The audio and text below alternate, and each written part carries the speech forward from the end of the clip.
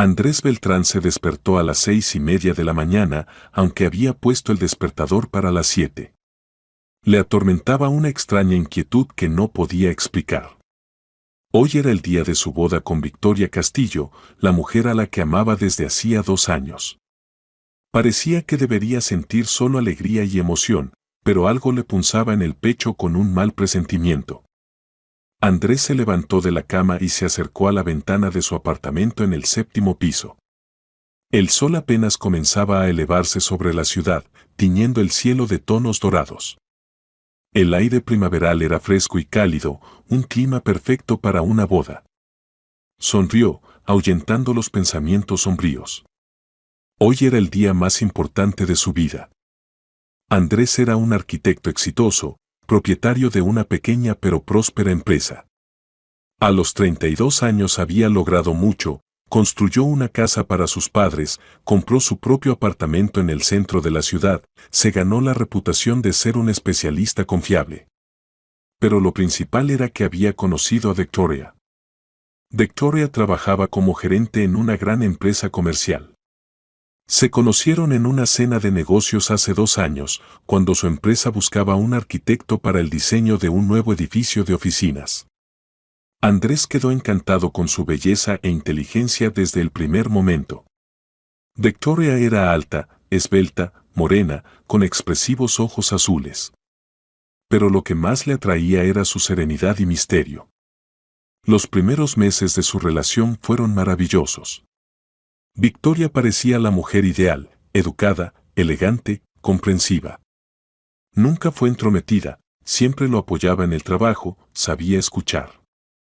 Pero a veces Andrés notaba en su mirada algo distante, como si lo mirara a través de una pared invisible. Cuando le preguntaba sobre su pasado, Victoria respondía evasivamente. Él sabía que había crecido en una ciudad vecina, que sus padres habían muerto hace varios años, que no tenía parientes cercanos. Pero no contaba detalles, y Andrés no insistía, considerando que cada persona tiene derecho a su espacio personal. Andrés se duchó, se afeitó y comenzó a prepararse.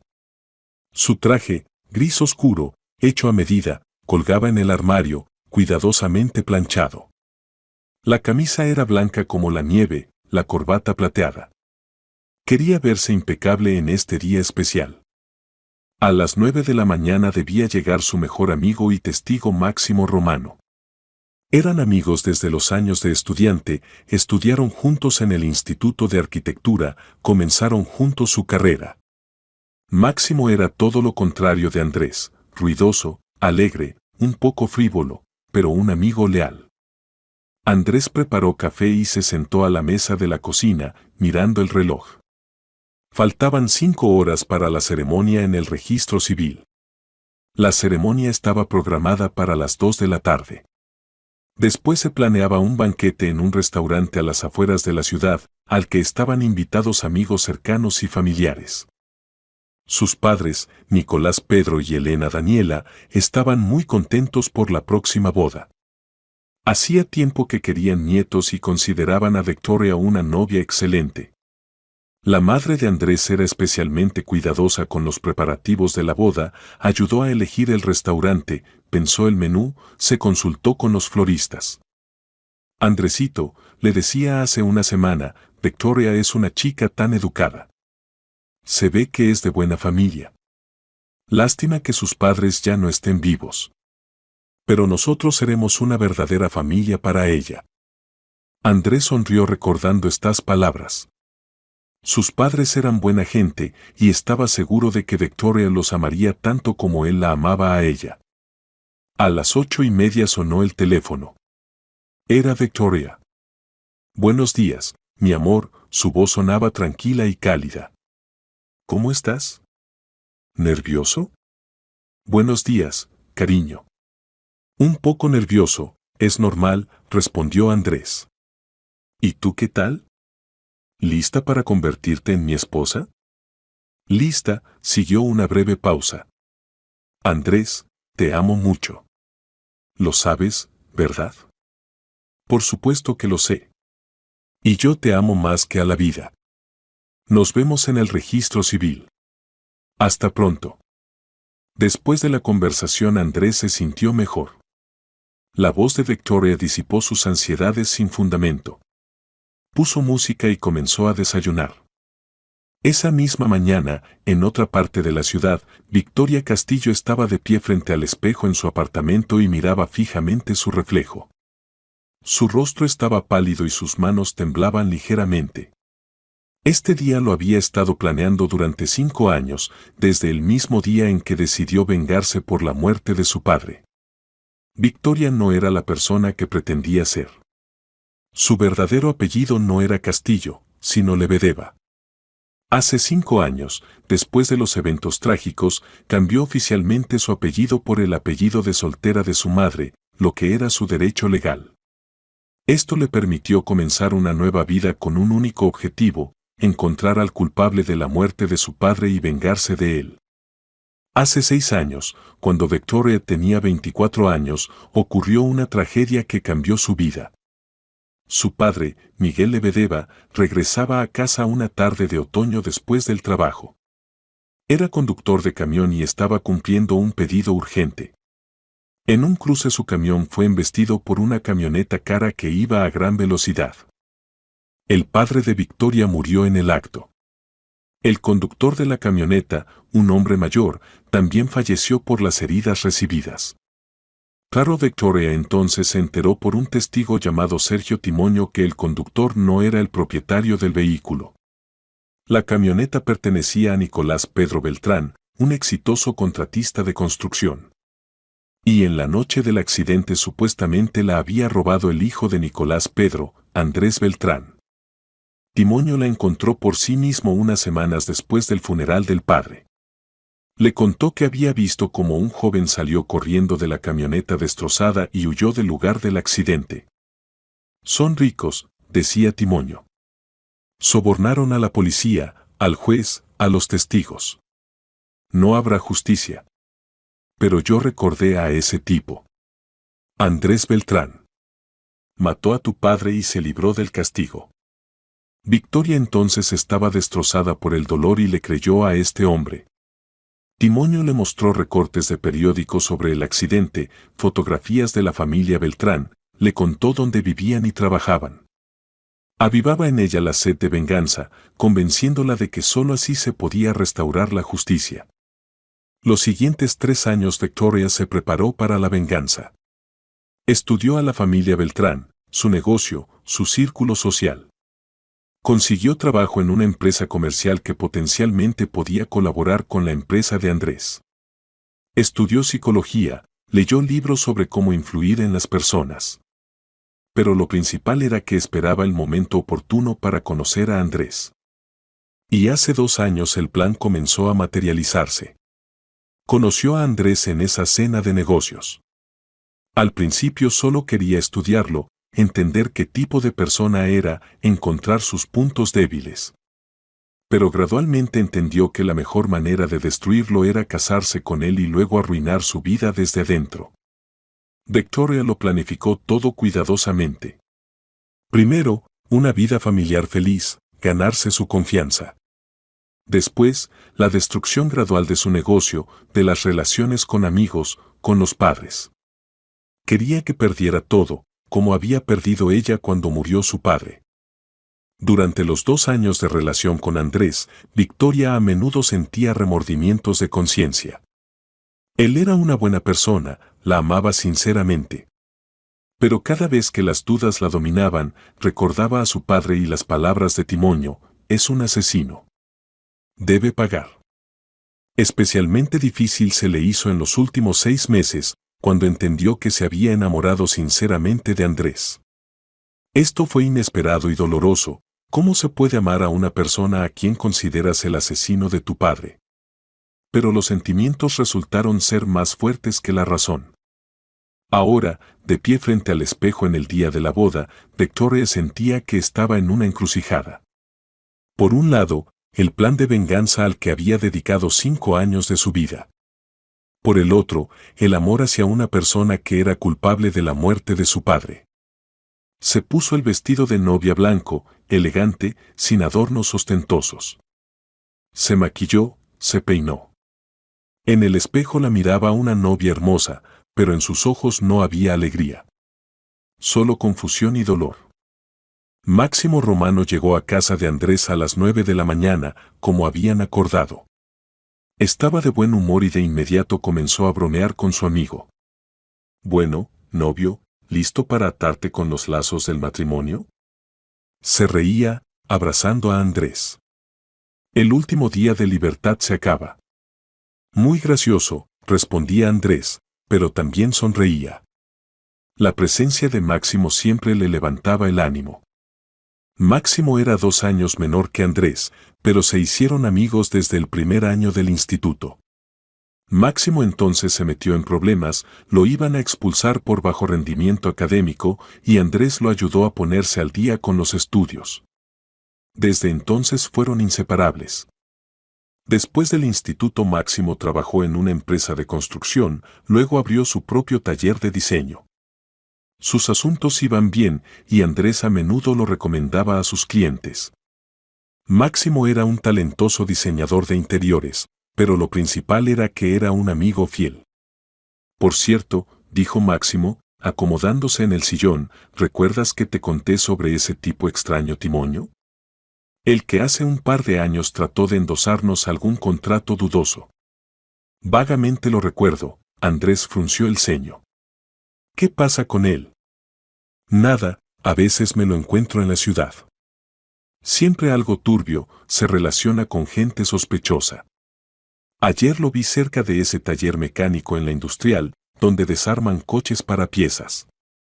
Andrés se encogió de hombros. La ciudad era pequeña, todos se conocían. Desayunaron, discutieron el plan del día.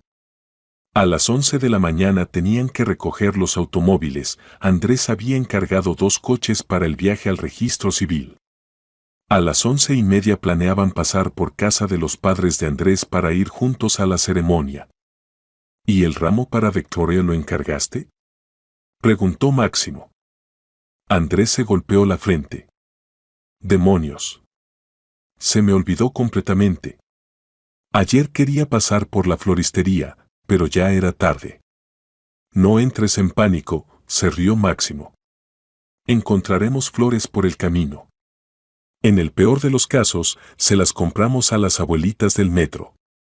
A las 11 de la mañana bajaron al patio, donde los esperaban 2 coches, un sedán negro para el novio y un crossover plateado para los invitados. Los conductores estaban vestidos con trajes negros y camisas blancas. Los coches estaban decorados con cintas blancas y flores artificiales. «¡Qué belleza!», exclamó Máximo. «Victoria se va a emocionar». Fueron a casa de los padres de Andrés. Nicolás Pedro y Elena Daniela vivían en una casa privada en un barrio tranquilo en las afueras de la ciudad. La casa fue construida según el proyecto de Andrés, de una planta, con grandes ventanas y una terraza acogedora. Los padres los recibieron solemnemente. Elena Daniela estaba elegantemente vestida y obviamente estaba más nerviosa que el propio novio. Nicolás Pedro, por el contrario, se mantenía tranquilo e incluso un poco serio. «Hijo», dijo, abrazando a Andrés, «te deseo felicidad. Victoria es una buena chica. Cuídense el uno al otro». «Gracias, papá». Elena Daniela se agitaba alrededor de su hijo, le arreglaba la corbata, sacudía motas de polvo inexistentes del traje. «Andresito, estás tan guapo. Victoria será feliz. ¿Dónde está el ramo?». «Mamá, ahora pasaremos por el ramo. Todo estará bien». Se subieron a los coches y se dirigieron al registro civil. Faltaba 1 hora para el inicio de la ceremonia y aún tenían tiempo. Pero Andrés comenzaba a ponerse nervioso, quería que todo saliera perfecto. Por el camino al registro civil se detuvieron en una pequeña floristería. Pero la tienda estaba cerrada, en la puerta colgaba un cartel que decía cerrado por razones técnicas. «¿Qué hacemos?», se preocupó Andrés. «Faltan 20 minutos para la ceremonia». «No entres en pánico», dijo Máximo. «Busquemos más». Recorrieron varias cuadras más, pero todas las floristerías que encontraron estaban cerradas o no tenían ramos apropiados. El tiempo pasaba y Andrés se ponía cada vez más nervioso. Finalmente, cerca de un pequeño parque junto al registro civil vieron a una niña de unos 12 años que vendía flores en una pequeña mesa plegable. Tenía flores simples de primavera, tulipanes, narcisos, ramitas de mimosa. «Pare aquí», gritó Andrés al conductor. Saltó del coche y corrió hacia la niña. Era delgada, con grandes ojos grises y cabello rubio trenzado en coletas. Estaba vestida simplemente, jeans y una blusa rosa. «Hola». Se dirigió a ella Andrés. «¿Puedes armarme rápidamente un ramo bonito? Es muy urgente». La niña lo miró atentamente, luego dirigió la vista a los coches festivos y sonrió. «¿Una boda?», preguntó. «Sí, en 15 minutos en el registro civil». «Ayúdame, por favor». «Por supuesto». La niña se animó y comenzó a armar rápida y hábilmente un ramo de tulipanes blancos y amarillos. «Me llamo Ana». «¿Y usted cómo se llama?» «Andrés». «Andrés Beltrán». Al mencionar el apellido, la niña se quedó inmóvil por un momento, pero luego continuó trabajando. Sus manos temblaban un poco más que antes. «Apellido bonito», dijo en voz baja. «¿Y cómo se llama la novia?» «Victoria». «Victoria», la niña repitió el nombre pensativamente, como recordando algo. «¿Y la ama mucho?» Andrés se sorprendió por tal pregunta de una niña, pero respondió sinceramente. «Mucho. Ella es lo más querido que tengo». Ana asintió y continuó arreglando el ramo. Añadió algunas rosas blancas a los tulipanes, envolvió los tallos con una cinta cremosa bonita. El ramo quedó tierno y elegante. «¿Cuánto le debo?», preguntó Andrés, sacando la billetera. «1,000 pesos», respondió la niña. Andrés le dio 1,500. «No necesito el cambio». «Muchas gracias». Ana tomó el dinero, pero de repente agarró a Andrés de la manga. «Espere». Escribió rápidamente algo en un pequeño papel y discretamente metió la nota en el ramo entre los tallos. Esto es un mensaje importante», explicó avergonzada. «Gracias, pequeña». Andrés sonrió y se apuró hacia el coche. Máximo se asomó por la ventana. «Por fin. Ya llegamos 5 minutos tarde». Andrés se subió al coche con el ramo en sus manos. Los coches se dirigieron al registro civil a toda velocidad. El registro civil se ubicaba en un hermoso edificio antiguo en el centro de la ciudad. Frente a la entrada había una amplia escalera de mármol blanco, a los lados de la cual se alzaban altas columnas. En este día soleado de primavera el edificio se veía especialmente solemne. En la entrada ya se habían reunido los invitados. Andrés vio a Victoria, que estaba en el escalón superior rodeada de amigas. Estaba hermosa en su vestido blanco y al verla a Andrés se le cortó la respiración. Todas sus dudas matutinas se disiparon instantáneamente. «Ahí está, tu bella», dijo Máximo. «Corramos». Andrés saltó del coche y se apuró hacia la escalera, sosteniendo el ramo en sus manos. Tenía tanta prisa que no notó una pequeña irregularidad en el escalón y tropezó. Para no caerse, se agarró de la barandilla, pero el ramo se le cayó de las manos. El ramo cayó, y de él salió al mármol un pequeño papel. Andrés se agachó para recoger el ramo y maquinalmente levantó la nota. En ella estaba escrito con letra infantil: «No habrá boda. Ella no es quien dice ser. Pregúntenle sobre su padre Miguel Lebedeva. Ana». Andrés miró la nota durante varios segundos, sin entender qué pasaba. El mundo a su alrededor parecía haberse detenido. Las palabras no le cabían en la cabeza. ¿Preguntar sobre Miguel Lebedeva? ¿Qué está ocultando? ¿De qué habla esta niña? Sus manos temblaban cuando apretó el papel. Los invitados en la escalera seguían riendo y conversando, sin sospechar que en un segundo su mundo también se voltearía. El fotógrafo tomaba fotos, los músicos afinaban sus instrumentos, todo estaba listo para la celebración. Pero en la cabeza de Andrés solo resonaba una pregunta: ¿quién es Miguel Lebedeva? Andrés, gritó Victoria desde arriba. ¿Qué pasó? ¿Estás bien? Su voz sonó preocupada, y esto convenció finalmente a Andrés de que la nota no era una fantasía infantil. Levantó la cabeza y miró a su novia. Victoria estaba en la escalera rodeada de amigas en vestidos elegantes. Los rayos del sol jugaban en su cabello oscuro, creando reflejos dorados. Era hermosa como un ángel. Pero en sus ojos de repente vio no la alegría de la espera, sino ansiedad. ¿Miedo? Andrés se levantó lentamente, apretando la nota en su mano. Los invitados comenzaron a notar que algo andaba mal. Las conversaciones se acallaron, todos se volvieron hacia él. Victoria, dijo, tratando de mantener la calma, dime, por favor, ¿tu verdadero apellido es Castillo? La pregunta sonó extraña en el ambiente festivo. Victoria lo miró sorprendida. Por supuesto. ¿Qué pregunta tan rara es esa? ¿Y quién es Miguel Lebedeva? El efecto fue instantáneo y chocante. El rostro de Victoria palideció tanto que se volvió casi transparente. Sus labios se entreabrieron, pero Andrés no escuchó palabras. ¿Victoria? Repitió Andrés, dando un paso arriba por la escalera. ¿Quién es Miguel Lebedeva? Ella se quedó como una estatua, mirándolo con ojos muy abiertos.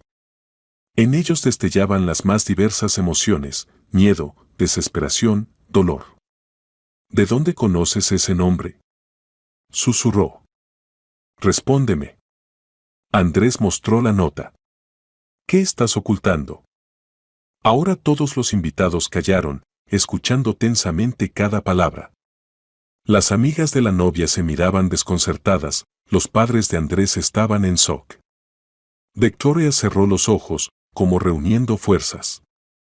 Cuando los abrió de nuevo, en ellos había un dolor tan profundo que Andrés involuntariamente retrocedió. Miguel Lebedeva es mi padre.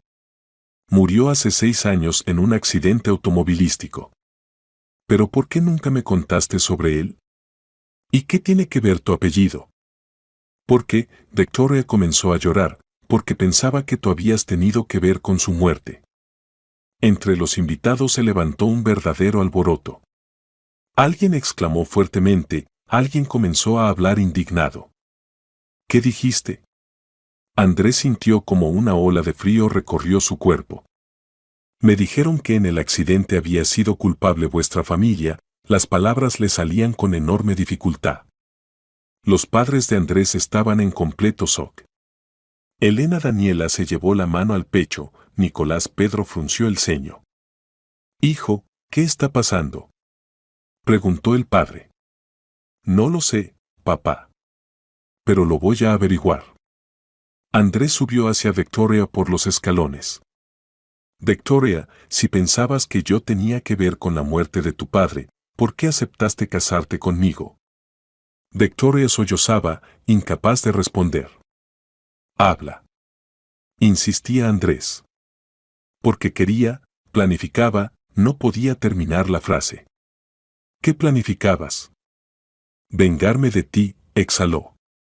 Estas palabras cayeron como una bomba que explotó. Los invitados estaban horrorizados. Victoria, dijo Andrés, tratando de mantener la calma, necesitamos aclarar esto. Inmediatamente. Andrés sentía cómo se derrumbaba todo su mundo. La mujer a la que amó durante 2 años había planificado vengarse de él por un crimen del que no sabía nada. Pero lo principal era, ¿qué le había pasado a su padre y quién le había llenado la cabeza de mentiras? Los invitados en la escalera del registro civil aún estaban en shock. Algunos susurraban, discutiendo lo ocurrido, algunos filmaban lo que pasaba con el teléfono, algunos simplemente se quedaron con la boca abierta. Necesitamos aclarar esto, dijo Andrés firmemente. Victoria, ¿estás dispuesta a contar toda la verdad? Toda, sin omisiones. Ella asintió, secándose las lágrimas. Pero no aquí, no delante de todos. Nicolás Pedro se acercó a su hijo. Andrés, ¿no sería mejor posponer las aclaraciones? Habló en voz baja, pero firme. Toda la gente se ha reunido, los músicos esperan, en el restaurante han puesto las mesas.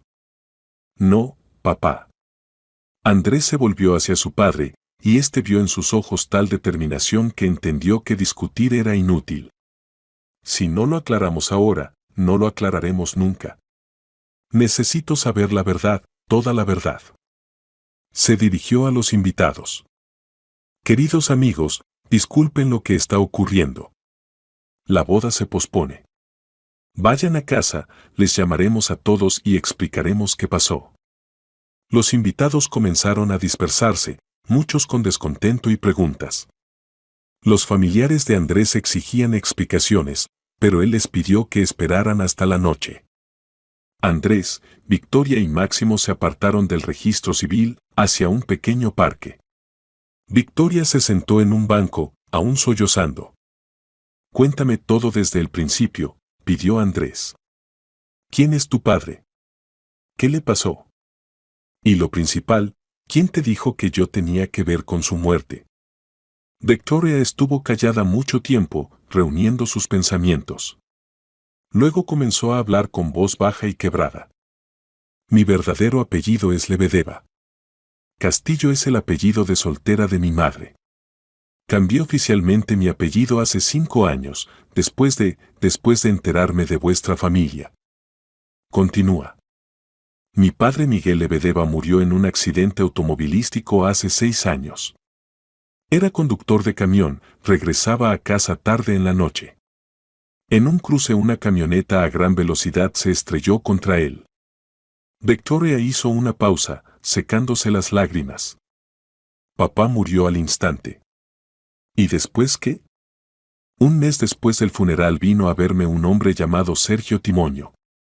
Dijo que era testigo del accidente y quería contar la verdad. Según él, vio como un joven salió corriendo de la camioneta destrozada y huyó. Y luego llegó un hombre mayor y trasladó desde el asiento del pasajero al volante a una persona muerta. Andrés escuchaba con horror. ¿Y le creíste a un desconocido? Timoño era muy convincente. Me mostró documentos del coche, fotografías de periódicos. Dijo que la camioneta pertenecía a Nicolás Beltrán, y que al volante estaba su hijo Andrés. Que ustedes eran una familia rica e influyente que había sobornado a la investigación. Pero podrías haber verificado esta información. Lo intenté. La voz de Victoria se volvió más aguda. Me dirigí a la policía, a la fiscalía. En todas partes me decían que el caso estaba cerrado, que el culpable había muerto en el lugar del accidente. Y cuando mencionaba el apellido Beltrán, los investigadores se volvían evasivos. Máximo preguntó. ¿Y qué propuso ese Timoño? Dijo que la lucha abierta era inútil, que ustedes tenían demasiado dinero y conexiones. Pero se podía actuar de otra manera. Me propuso acercarme a ti, Andrés. Ganar tu confianza y luego destruir tu vida desde adentro. ¿Y aceptaste? Sí. Era joven, destrozada por el dolor, llena de odio. Me parecía que era la única manera de restaurar la justicia. ¿Cuánto tiempo te preparaste? 3 años. Cambié el apellido, estudié a vuestra familia, vuestro negocio. Conseguí trabajo en una empresa que podía cruzarse con la vuestra. Andrés sintió desconcierto. Resulta que su encuentro no fue casual. Y hace 2 años finalmente te encontraste conmigo. Sí. En esa cena de negocios. Durante tanto tiempo me había preparado para ese momento. ¿Y qué?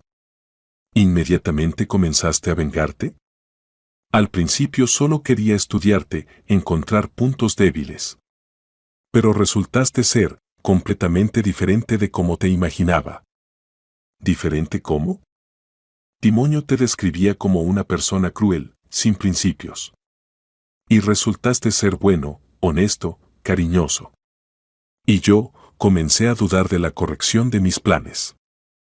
¿Cuándo? Ya después de unos meses de relación. Cuando vi cómo tratas a tus padres, a los amigos.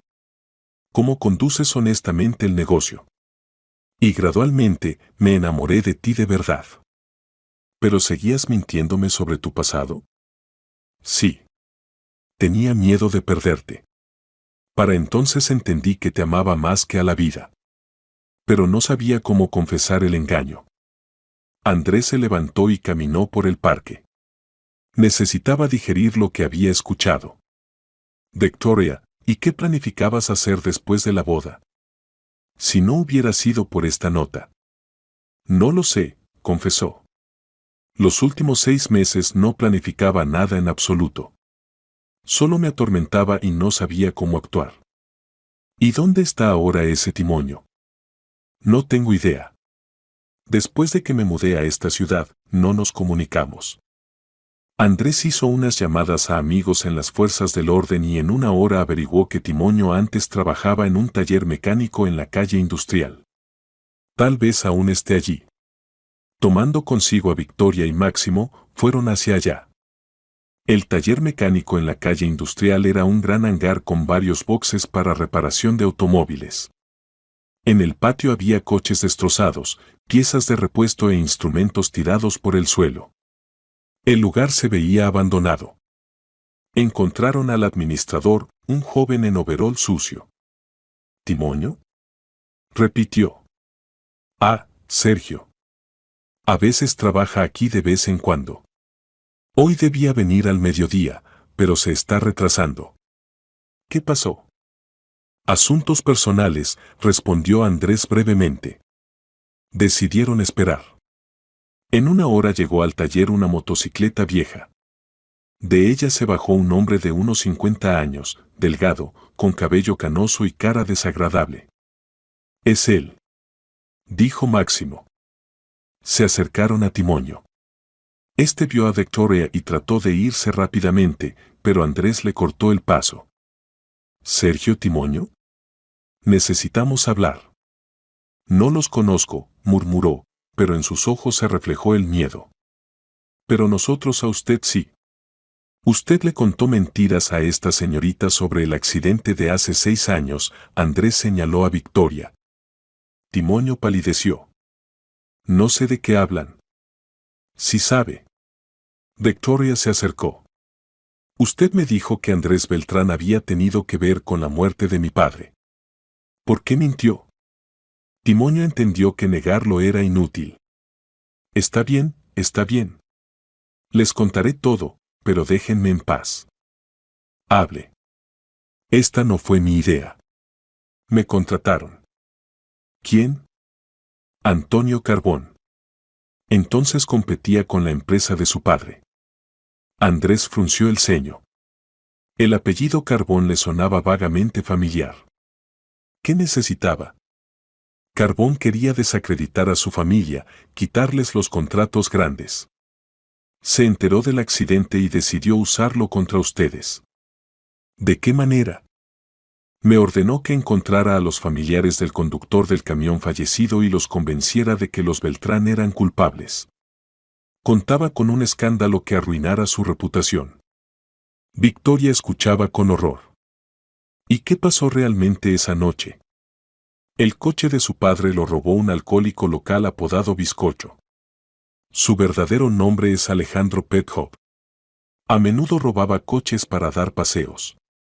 Esa noche se emborrachó, se subió al volante y causó el accidente. ¿Tiene pruebas? Hay testigos del robo. Pero Carbón los hizo callar, a unos con dinero, a otros con amenazas. ¿Quiénes son esos testigos? El mecánico Felipe Guerrero y el vigilante Iván Majado. Trabajaban esa noche en el estacionamiento cerca de la casa de los Beltrán. ¿Dónde encontrarlos? Timoño les dio las direcciones de ambos hombres. ¿Y dónde está ahora Carbón? No tengo idea. Hace unos 5 años se arruinó y desapareció de la ciudad. Felipe Guerrero vivía en un barrio viejo de la ciudad.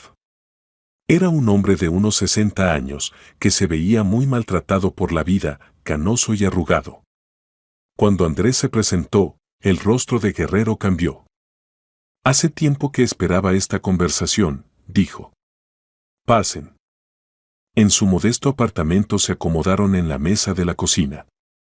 Guerrero puso la tetera y comenzó su relato. Entonces trabajaba como mecánico en el estacionamiento cerca de su casa. Era turno de noche, estaba reparando un camión.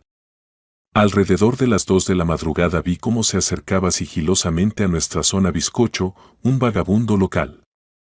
¿Qué pasó después? Bizcocho estaba borracho, se tambaleaba, en las manos tenía una palanca. Saltó la valla y encendió su coche. Corrí, pero no llegué a tiempo, le grité, pero no escuchaba. Se fue a gran velocidad. ¿Intentó detenerlo? Quería llamar a la policía, pero el vigilante majado me disuadió. Dijo que no era asunto nuestro, que se las arreglaran los dueños. ¿Y qué pasó después? Por la mañana nos enteramos del accidente. Entendimos que había sido cosa de Bizcocho. Fui a la policía, quería dar testimonio. Pero me dijeron que el caso estaba cerrado, que no se necesitaban testigos. ¿Y cuándo apareció Carbón? Una semana después. Me ofreció dinero por callarme y me amenazó con el despido. Acepté, tenía que alimentar a la familia, mi esposa estaba enferma, necesitaba tratamiento caro. Guerrero se veía avergonzado. Todos estos años me atormentaba la conciencia. Estoy dispuesto a contar toda la verdad oficialmente. Luego fueron a ver a Iván Majado. Este hombre los recibió con recelo, pero cuando supo que se trataba de la familia del fallecido en el accidente, accedió a hablar. Era vigilante en ese estacionamiento, contó. Vi cómo Bizcocho robaba el coche. Debería haberlo detenido, pero me desconcerté, él tenía una palanca, podía golpear. Pensé, dará una vuelta y lo devolverá. ¿Y la familia Beltrán en ese momento estaba en casa? Por supuesto. Toda la noche había luz en sus ventanas. Estaban viendo televisión. Nadie salió. ¿Por qué callaron todos estos años? Carbón nos intimidó. Amenazó con acusarnos de complicidad. Y después nos dio dinero, 10,000 a cada uno. Majado también accedió a dar testimonio oficial.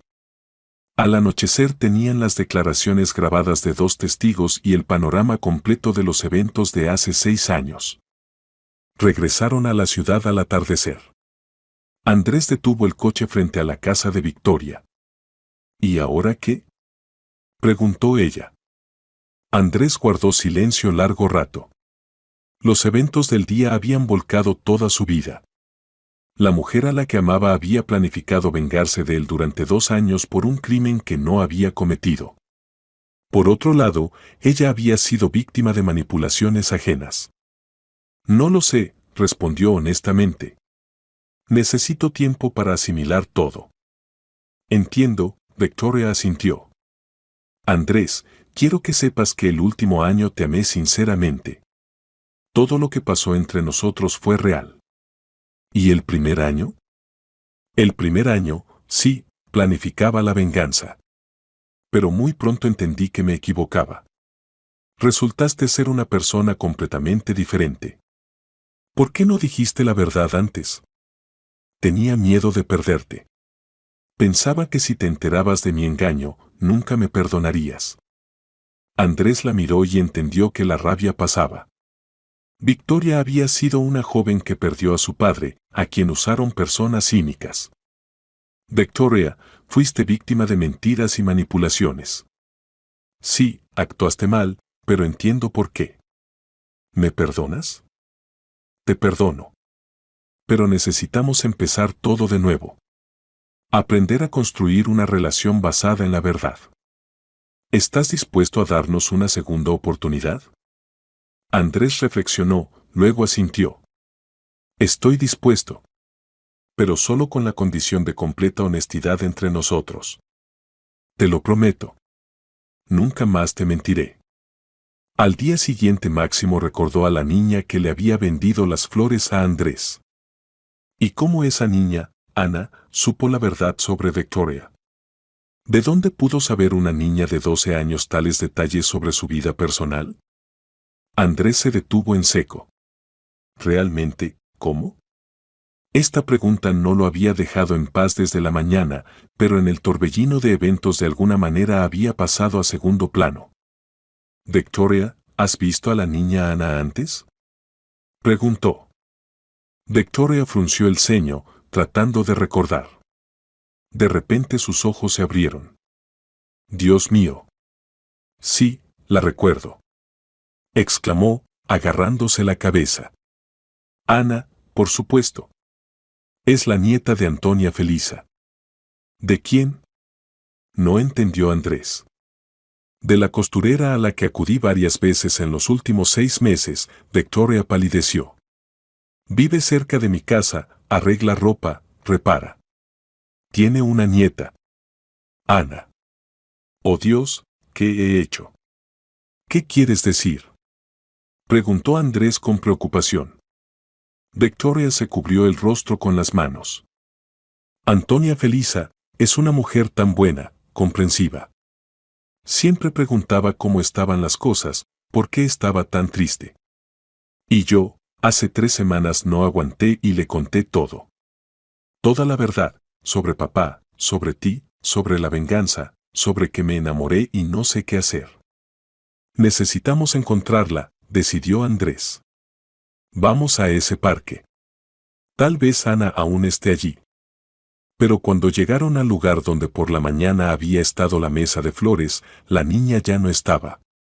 En el asfalto solo yacían pétalos marchitos de tulipanes. Extraño, murmuró Máximo, mirando alrededor. Como si nunca hubiera estado aquí. Victoria, ¿recuerdas la dirección de esa costurera? Preguntó Andrés. Por supuesto. Antonia Felisa vive en la calle de La Paz, casa 18, apartamento 15. Segundo piso. Fueron a la dirección indicada. El edificio era viejo, pero limpio. Subiendo al segundo piso, tocaron la puerta del apartamento 15. La puerta la abrió una mujer mayor conocida con ojos bondadosos.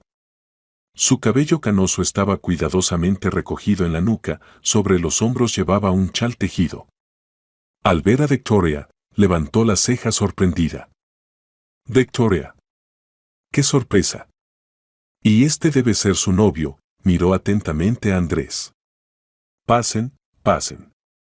Antonia Felisa, se presentó la abuela, dejándolos pasar a un pequeño pero acogedor recibidor. Y esta es mi nieta Ana. Desde detrás de la abuela asomó la niña conocida, pero ahora estaba vestida no con jeans simples y blusa, sino con un vestidito casero. En su rostro había una sonrisa tímida. Hola, dijo Ana en voz baja, pero en sus ojos grises bailaban lucecitas alegres. ¿Cómo estuvo su boda? ¿Todo salió bien? Andrés se puso en cuclillas para estar a su nivel. Ana, ¿por qué dejaste la nota en el ramo? La niña se encogió de hombros, ruborizándose ligeramente. ¿Están enojados? No, querida. Al contrario, quiero agradecerte. Pero cuéntame, ¿de dónde sabías todo sobre Victoria? Victoria se paró junto a Andrés. Antonia Felisa, perdóneme. No debería haberle contado mis problemas. No debería haber involucrado a usted y a Ana en nuestros asuntos. Pasen a la sala, dijo la mujer mayor. Aquí en el pasillo es incómodo conversar. Y no se culpe, querida.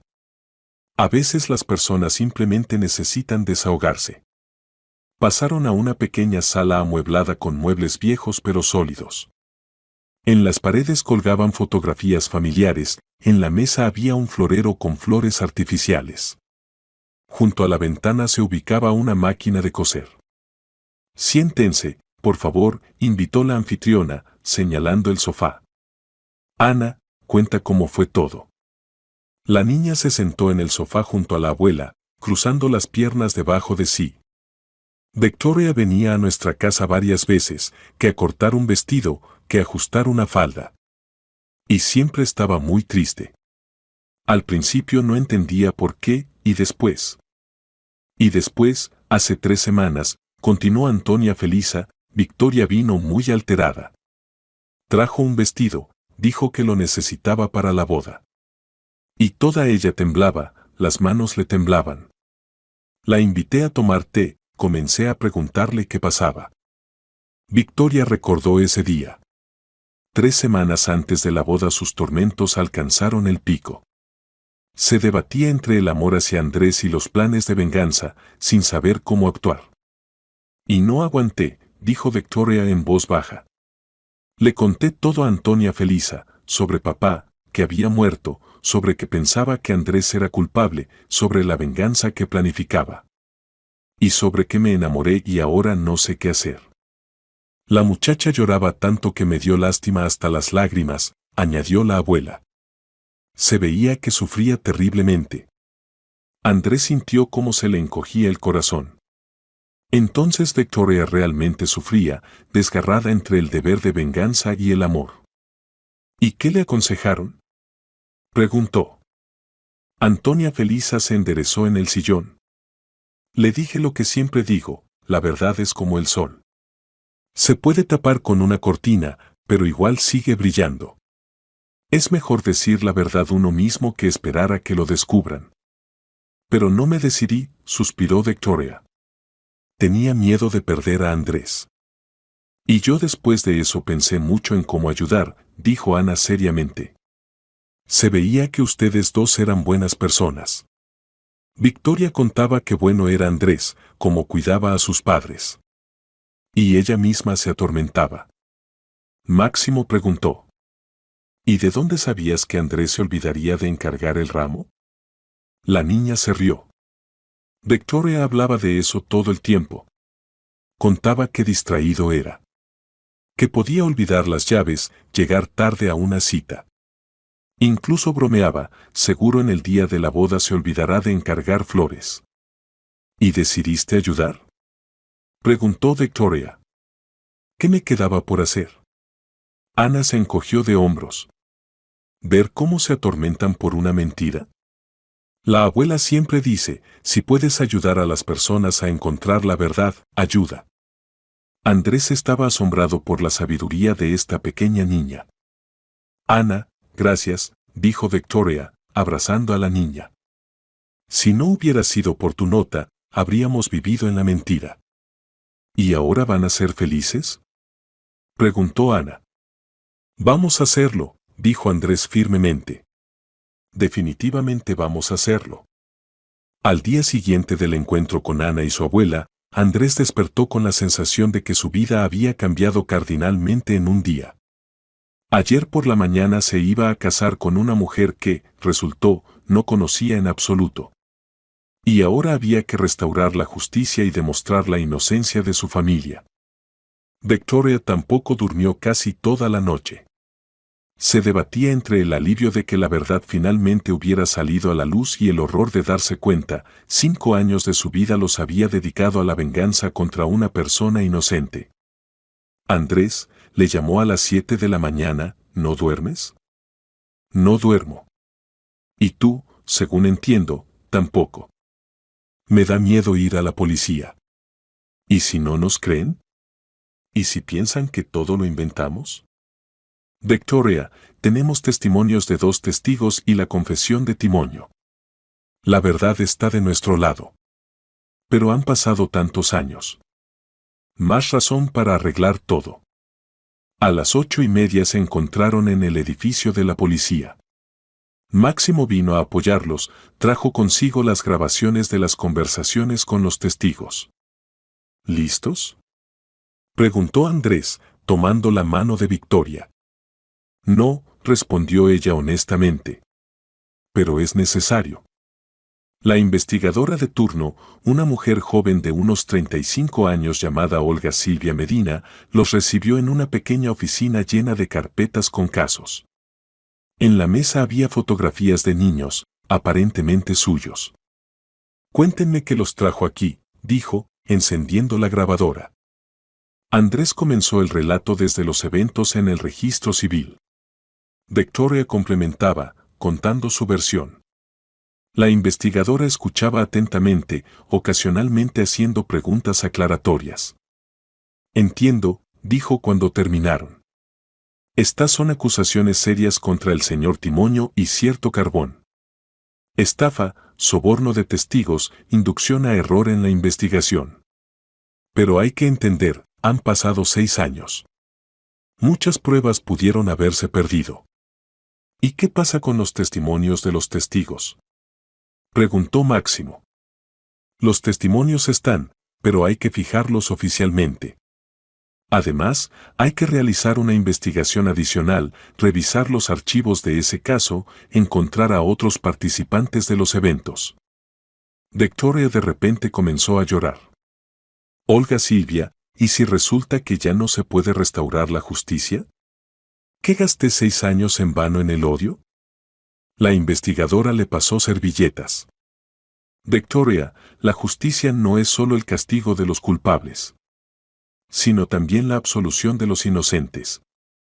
¿Cuánto tiempo tomará la investigación?, preguntó Andrés. 2 o 3 meses mínimo. Hay que interrogar a todos los implicados, revisar documentos, posiblemente ordenar pericias. Dieron testimonios detallados, dejaron los datos de contacto de los testigos. La investigadora prometió contactarlos en una semana. Saliendo de la policía, los 3 se sentían vacíos. ¿Y ahora qué?, preguntó Victoria. Esperar. Esperar, asintió Andrés. Y tener esperanza. Las primeras semanas de espera se les hicieron difíciles. Andrés no podía concentrarse en el trabajo, Victoria se tomó vacaciones, incapaz de fingir que todo estaba normal. Se veían a menudo, tratando de entender qué pasaría ahora con su relación. Una semana después Olga Silvia les llamó. Tengo buenas noticias. Encontramos a Carbón. Realmente vive en un pueblo cerca de Valladolid, trabaja como vigilante en una fábrica local. Mañana iremos a verlo. Al día siguiente la investigadora llamó de nuevo. Carbón confesó todo. Más aún, dio testimonios detallados sobre cómo organizó el esquema de desacreditación de su familia. Tiene documentos guardados, grabaciones de conversaciones telefónicas. Aparentemente se preparaba para que tarde o temprano todo saliera a la luz. ¿Por qué decidió confesar?, se sorprendió Andrés. Dice que se cansó de vivir con esta carga en la conciencia. Y su vida ahora es tal que no tiene mucho que perder. Un mes después les informaron que Timonio también había dado testimonios completos. Resultó que llevaba registros detallados de todas sus operaciones, aparentemente para informar a Carbón. Encontramos su diario, contaba la investigadora en otra reunión. Allí hay registros de encuentros con usted, Victoria, sobre qué instrucciones recibía de Carbón, incluso las sumas que éste le pagaba. Victoria estaba pálida, escuchando los detalles de cómo habían usado su dolor para intereses ajenos. Lo más cínico, continuó Olga Silvia, es que Carbón inicialmente planificaba usarla solo para crear un escándalo. No esperaba que eligiera el camino de la venganza personal. Es decir, ¿qué entraba exactamente en sus planes?, preguntó Victoria en voz baja. Quería que organizara protestas públicas, escribiera quejas a los medios, creara ruido informativo. Y cuando usted desapareció del campo de visión, decidió que el plan había fracasado. Andrés apretó la mano de Victoria. Resulta que actuaste exclusivamente por iniciativa propia. Lo que solo agrava mi culpa, susurró. No, objetó la investigadora. Esto muestra que fuiste sincera en tu dolor. No te usaron como una marioneta, tomaste la decisión tú misma, basada en información falsa. El momento más duro fue el día cuando les mostraron los materiales del caso original de hace 6 años. Olga Silvia extendió en la mesa fotografías del lugar del accidente, protocolos de inspección, conclusiones de peritos. Merran mostró uno de los documentos. Aquí está la conclusión de que al volante se encontraba Alejandro Petkov, alias Bizcocho. Alcohol en la sangre, 2,8 por mil, rastros de sustancias narcóticas. El coche fue robado alrededor de las 2 de la madrugada. Victoria miraba las fotografías del camión destrozado en el que murió su padre, y lloraba. Y aquí, la investigadora mostró otra carpeta, están los testimonios del policía local Cuervo. Realmente recibió soborno de carbón para no buscar testigos adicionales del robo. ¿Resulta que si no hubiera habido soborno, la verdad habría salido de inmediato? Preguntó Andrés. Probablemente, sí. Guerrero y Majado estaban dispuestos a dar testimonios. Pero Cuervo los disuadió, y después Carbón los intimidó. ¿Cuántas vidas arruinó una persona codiciosa?, dijo Andrés amargamente. 1 mes y medio después la investigación llegaba a su fin. A Carbón y Timoño los acusaron oficialmente de estafa y obstrucción a la justicia. A Cuervo, que para entonces ya habían despedido de los órganos por otras violaciones, lo responsabilizaron por recibir soborno. ¿Y qué les espera?, preguntó Victoria. Carbón recibirá unos 3 años, informó Olga Silvia en la reunión final. Timoño, 2 años condicionales, considerando su cooperación con la investigación. Cuervo se librará con una multa, el plazo de prescripción por su crimen expiró. ¿Y lo principal?, preguntó Victoria. ¿El caso de papá? El caso de su padre será oficialmente revisado. En los documentos aparecerá un registro de que el automóvil de los Beltrán fue robado por Alejandro Petkov y la familia Beltrán no tuvo que ver con el accidente. Su reputación será completamente restaurada. Andrés abrazó a Victoria. Finalmente la verdad triunfó. Pero no es suficiente, dijo Victoria entre lágrimas. No puedo devolver los años que gasté en el odio. No puedo devolver el tiempo que nos robé a ti y a mí. Olga Silvia la miró con compasión. Victoria, usted también es víctima en esta historia. La engañaron, usaron su dolor. No se castigue por haber creído una mentira. Pero planificaba destruir la vida de una persona inocente. Planificaba, pero no lo hizo. Más aún, cuando entendió que se equivocaba, usted misma se detuvo. Eso vale mucho. Durante los 2 meses que duró la investigación y se restauró la justicia, Andrés y Victoria se veían casi todos los días. Pero estas eran reuniones completamente especiales, se conocían de nuevo, como por primera vez. Las primeras semanas se les hicieron difíciles. Andrés, a pesar de su deseo de perdonar, no podía deshacerse de la sensación de que lo habían engañado durante 2 años. Cada vez que miraba a Victoria, involuntariamente se preguntaba, ¿qué de nuestra relación fue verdad y qué fue actuación? Victoria lo sentía. Veía cómo Andrés a veces la miraba con mirada estudiosa, cómo se tensaba cuando ella tocaba su mano, cómo cuidadosamente elegía las palabras en la conversación. Andrés, le dijo una noche, cuando estaban sentados en un café donde antes solían ir, veo que no confías en mí. Y entiendo por qué. Andrés apartó la taza de café y la miró a los ojos.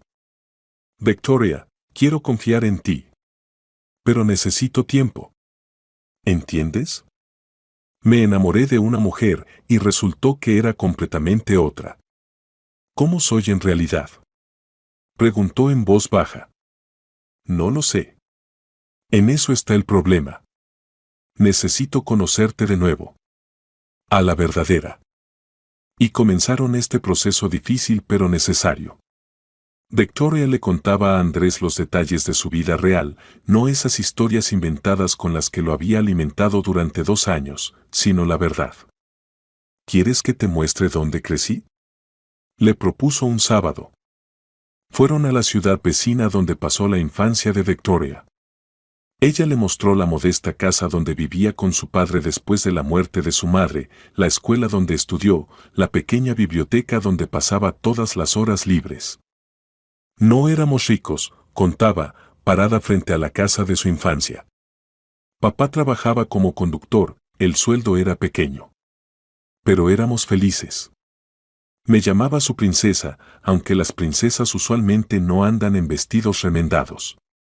Su voz temblaba por los recuerdos. Después de la muerte de mamá, papá se convirtió en todo para mí. Me preparaba desayunos, revisaba las tareas, iba a las reuniones de padres. ¿Te imaginas? Un hombre de 40 años entre las mamás que discuten problemas infantiles. Andrés escuchaba, y con cada palabra entendía cuánto había amado Victoria a su padre. Ahora le quedó claro por qué había creído tan fácilmente en su culpabilidad y se había decidido por la venganza. Y aquí, mostró un pequeño parque cerca de la casa. Papá me enseñó a andar en bicicleta. Yo me caía y lloraba, y él decía, Vicky, las princesas no se rinden. Inténtalo otra vez. Era un buen padre, dijo Andrés suavemente. El mejor del mundo. Las lágrimas rodaron por sus mejillas. Y cuando murió, me pareció que el mundo se había derrumbado. Estaba dispuesta a todo para encontrar al verdadero culpable y vengarme. Andrés la abrazó. Entiendo. En tu lugar, posiblemente habría actuado igual. ¿En serio? En serio. El amor hacia los padres es el sentimiento más fuerte. Y cuando te dijeron que yo era culpable de la muerte de tu padre, no podías actuar de otra manera. Por el camino de regreso Victoria le contaba sobre sus sueños. ¿Sabes? De niña quería ser médica. Pero después de la muerte de mamá, papá no habría podido pagar el instituto de medicina. Fui al colegio comercial, allí había beca. ¿Y ahora? ¿Con qué sueñas ahora? Con la honestidad, respondió sin pensarlo. Con no engañar nunca más a nadie. Con vivir abiertamente, sin secretos ni mentiras. ¿Y a qué quieres dedicarte? ¿Qué trabajo? No lo sé. Estos 5 años viví solo con pensamientos de venganza. Y ahora necesito aprender de nuevo a simplemente vivir. Andrés, a su vez, también le contaba a Victoria sobre sí mismo, pero ahora más profundamente que antes. Sobre sus dudas, miedos, fracasos que le había ocultado en el pasado. ¿Recuerdas mi proyecto del centro comercial que se vino abajo hace 3 años? Preguntó, cuando estaban sentados en su apartamento. Dijiste que el cliente cambió de opinión. Mentí. El proyecto se vino abajo por mi error en los cálculos. Me equivoqué con la carga sobre la cimentación. Por poco me arruino, tuve que pedir un préstamo para pagar la multa. ¿Por qué no me contaste entonces? Me daba vergüenza. Quería parecer exitoso, impecable ante tus ojos. Y yo pensaba que nunca te equivocabas, sonrió tristemente Victoria. Resulta que ambos interpretábamos papeles. Yo, de novia amorosa, tú, de hombre ideal. Resulta que sí. Gradualmente entre ellos comenzó a surgir una nueva confianza, más profunda y sólida que antes. Aprendían a ser honestos en todo, incluso en pequeñeces. Andrés, no me gusta esta película, decía Victoria en el cine, mientras que antes callaba para no disgustarlo. Gracias por la honestidad. A mí también me aburre. ¿Nos vamos? Victoria, tienes un estado de ánimo extraño hoy, notaba Andrés. Sí, hoy es el aniversario de la muerte de mamá. Siempre me pesa este día. ¿Quieres que vayamos a visitarla al cementerio? ¿De verdad no te molesta? Por supuesto que no me molesta. Tu dolor ahora es también mi dolor. Los padres de Andrés gradualmente aceptaban a Victoria. Esto también fue difícil. Elena Daniela durante mucho tiempo no pudo perdonarle el engaño. ¿Cómo pudo planificar destruir la vida de mi hijo? Le decía a su marido. Elena, piensa tú misma, ¿qué harías si alguien hubiera matado a nuestro hijo? Respondía Nicolás Pedro. Pero Andrés es inocente. Ella no lo sabía. La engañaron, usaron su dolor. El primer encuentro de Victoria con los padres de Andrés después del desenmascaramiento fue tortuoso para todos. Perdónenme, dijo Victoria apenas cruzó el umbral de su casa. Entiendo que no merezco perdón. Elena Daniela se quedó en el recibidor, sin saber cómo comportarse. Nicolás Pedro fue el primero en extender la mano a Victoria. Pase, Victoria. Necesitamos hablar. Tomando té, Victoria les contó toda la verdad, sobre el padre, sobre Timonio, sobre sus planes de venganza. No se justificaba, no pedía comprensión, simplemente relataba los hechos. No les pido que me perdonen, dijo al final. Pero quiero que sepan, el último año amé a Andrés de verdad. Todo lo que hubo entre nosotros fue sincero. Elena Daniela callaba, secándose las lágrimas. Finalmente habló. Victoria, si es capaz de amar tan profundamente a su padre, significa que amará a nuestro hijo. Lo principal es que nunca más le mienta. Se lo prometo, susurró Victoria. Nicolás Pedro añadió. Todos cometemos errores, Victoria. Lo importante es saber reconocerlos y corregirlos. Usted lo hizo. Bienvenida a nuestra familia. Esa noche fue decisiva. Por primera vez en 2 meses Victoria sintió que podía volver a tener una familia. Hacia finales del verano su relación se había fortalecido tanto que Andrés entendió que estaba listo para volver a proponerle matrimonio a Victoria. Pero no como la primera vez, cuando no conocía para nada a su novia. Pensó largo tiempo cómo hacerlo. Al final decidió ir con ella a donde todo había comenzado, a la tumba de su padre. Victoria, dijo, parado frente a la tumba de Miguel Lebedeva, quiero pedir permiso a tu padre. ¿Permiso para qué? Miguel Anatolio se dirigió a la lápida, amo a su hija. No a la que conocí durante 2 años, sino a la Victoria verdadera, honesta, abierta, capaz de sentimientos profundos. ¿Me permite pedirle su mano? Victoria lloraba escuchando estas palabras. Victoria Lebedeva, Andrés se volvió hacia ella y se arrodilló, ¿te casarías conmigo? Esta vez por amor, por la verdad, para siempre. Sí, respondió entre lágrimas. Sí, me casaré. Y prometo que te amaré toda la vida. Le puso en el dedo un anillo nuevo, no el que había comprado para la primera boda, sino otro que había elegido especialmente para este momento. Ahora todo es de verdad, dijo. De verdad, estuvo de acuerdo. Sin mentiras, sin juegos, sin secretos. Esa misma noche llamaron a los padres de Andrés, a Máximo, a Ana con su abuela, para contarles sobre el compromiso. Todos estaban felices por ellos. ¿Saben? Dijo Antonia Felisa por teléfono. Siempre dije, la verdad al final siempre triunfa. Ustedes pasaron por una prueba y resistieron. Ahora su amor se hizo solo más fuerte. Y la pequeña Ana gritaba al teléfono. Y yo para la boda voy a hacer el ramo. El más hermoso. Y sin ninguna nota. Esa noche, acostados en la cama uno junto al otro, Andrés y Victoria hablaban del futuro. ¿Crees, preguntó Victoria, que podremos ser felices después de todo lo que pasó? Podremos, respondió Andrés con seguridad. Porque ahora sabemos todo el uno del otro. Y amamos no a ilusiones, sino a personas reales con todas sus virtudes y defectos. Te amo tanto, susurró. Y por primera vez puedo decirlo sin segundas intenciones. Y yo te amo. A mi Victoria verdadera. Se durmieron en brazos el uno del otro, sabiendo que mañana comenzaría su nueva vida, honesta, abierta, construida sobre amor real y confianza. Su verdadera boda tuvo lugar en el otoño dorado en el mismo registro civil. Esta vez todo fue diferente, la atmósfera estaba llena de alegría sincera y amor. En la ceremonia estuvieron presentes todos los mismos invitados, más caras nuevas, Ana con su abuela. Ana nuevamente hizo el ramo, esta vez sin ninguna nota. Solo amor y felicidad. Dijo, entregando las flores. Cuando los declararon marido y mujer, Victoria le susurró a Andrés. Gracias por darnos una segunda oportunidad. Gracias por volverte real, respondió él. El banquete transcurrió en ambiente cálido.